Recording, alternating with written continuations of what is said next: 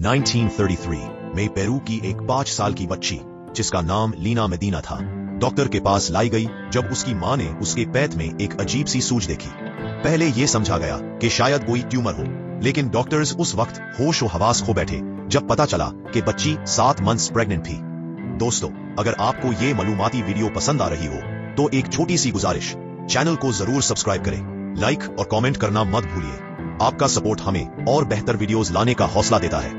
Medical investigation से मालूम हुआ कि लीना एक बहुत ही रेयर मेडिकल कंडीशन का शिकार थी जिसे प्रिकोशियस प्यूबर्टी कहा जाता है। इसमें बचपन ही में बॉडी बहुत जल्दी डेवलप होना शुरू हो जाती है और हार्मोनल सिस्टम नॉर्मल एज से बहुत पहले एक्टिवेट हो जाता है। लीना के केस में डॉक्टर्स ने कंफर्म किया कि उसके इंटरनल ऑर्गन्स एक अडल्ट जैसे काम कर रहे थे, जिसकी वजह से ये अदनासा मेडिकल केस पूरी दुनिया की तवज्जो का मरकज बन गया। 25 मई 1929 को डॉक्टर्स ने सेफ डिलीवरी के लिए सी सेक्शन परफॉर्म किया।